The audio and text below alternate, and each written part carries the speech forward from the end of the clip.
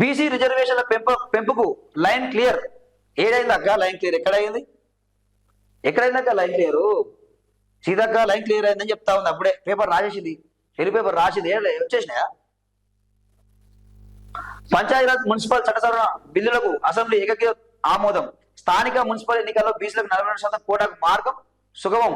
ఇక్కడ మీరు ఏంది, అసెంబ్లీలో ఏకగ్రీవ తీర్మానం అయింది చట్ట సవరణ. మళ్ళీ ఎక్కడ పోవాలి? అది గవర్నర్ దగ్గరకు పోవాలా? మరి గవర్నర్ సంతకం పెడతాడా? ఆయన ఏంది, అక్కడ రాజకీయ చిక్కులే ఉన్నాయి, న్యాయపరమైన చిక్కులే ఉన్నాయి, అవన్నీ ఆలోచించుకోడు. ఆయన సంతకం పెడతాడా తెలియదు. అదొక విషయం. మరి ఎవరైనా కోర్టుకు పోతే నిలబడే పరిస్థితి లేదు.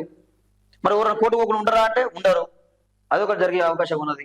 బీసీ వర్గాలకు చారిత్రాత్మక విజయం మంత్రి సీతక్క. కాంగ్రెస్ లో సామాజిక న్యాయం మంత్రి శ్రీధరబాబు. అపశకునం మాటలు మాట్లాడకండి మంత్రి పొన్నం. మాకు డెడికేషన్ ఉంది కాబట్టి ముందుకెళ్తున్నాం మంత్రి వాకిలి శ్రేయాలి. కేసీఆర్ సభకు రాకుండా ఫామ్ హౌస్ లో ఏం చేస్తున్నారు? ఆది శ్రీనివాస్. డిక్లరేషన్ ఒక్కటే కాదు, డెడికేషన్ కూడా ఉండాలి కేటీఆర్ చెప్తా ఉన్నాడు. ఇక్కడ ఏమైతా ఉందంటే, ఇక్కడ బీఆర్ఎస్ బీజేపీ రెండు కూడా ఏమంటా ఉన్నాయి, ఇది ఇది ఈ సమస్య పరిష్కారం ఇది కాదు, పార్లమెంట్ లో సవరణ జరిగి 9వ షెడ్యూల్లో చేరిస్తేనే ఈ సమస్యకు పరిష్కారం అని చెప్తా ఉన్నాయి. దాని కాంగ్రెస్ వాళ్ళు ఏమంటా ఉన్నారు, మరి కలిసి రావచ్చు కదా మీరు కేంద్రం మీద పోరాటానికి బీజేపీ బీఆర్ఎస్ కలిసి మాతో రావచ్చు కదా అని చెప్పి కాంగ్రెస్ మంత్రులు అంటా ఉన్నారు. ఇక్కడ ఒక విషయం చెప్తాను నేను, వాళ్ళకి ఏమవసరం, బీఆర్ఎస్ కు బీజేపీకి ఏమవసరం? హామీ ఇచ్చింది మీరు కాంగ్రెస్ వాళ్ళు.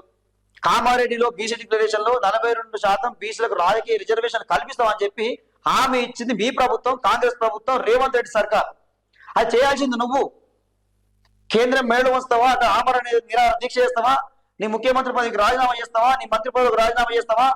కొట్లాడాల్సిన బాధ్యత నీ మీద ఉంది కదా. నేను నమ్మి, నీ డిక్లరేషన్ నమ్మి తెలంగాణ ఉన్న బీసీలందరూ కూడా నీకు ఓటేసి గెలిపించారు. ఈ రోజు నువ్వు రాష్ట్ర ముఖ్యమంత్రి అయినావంటే మా బీసీ ఎస్సీ ఎస్టీ ఓట్లే. వాళ్ళకి ఈ రోజు నువ్వు చేయాల్సిన పని నీ పని. వాళ్ళు ఎందుకు వస్తారండి? వాళ్ళకేమవసరం? వాళ్ళు హామీ ఇచ్చిరా? వాళ్ళ పనిగా వాళ్ళ అసెంబ్లీలో మీరు బిల్లు పెట్టిరు, వాళ్ళు ఆమోదం తెలిపారు, బిల్లు అయ్యింది. దాన్ని పాస్ ఎవరు చేయించాలా? ఎవరు ఆమోదింపజేయాలా? మీ కాంగ్రెసే కదా. మీరు రాహుల్ గాంధీ ఒక మాటన మాట్లాడుతూ ఉన్నాడా? ఒక్క మాటన మాట్లాడిండా? నీకు చిత్తశుద్ధి ఉంటే దీని మీద ఈ టైం పాస్ కాదు, ఈ డ్రామాలు కావు. ఇక ఈ పేపర్ వెలి పేపర్ ఎవరిది? వివేక్ పేపర్ రాసింది, లైన్ క్లియర్ అట. ఏమైంది? వచ్చేసినాయా రిజర్వేషన్లు? వచ్చినాయా? చట్టబద్ధత కల్పించినట్టేనా? ఏం కాలే కదా ఇంకా. సో ఇది ఇప్పటికైనా ఇది ఏమంటారు, ఇక ఇవన్నీ మేము చేసే ప్రయత్నాలు చేసినాం, అవి కాలేదు, ఇక పార్టీ పరంగా ఇస్తామంటారు. ఇది మీ వ్యవహారం, మీ కథ.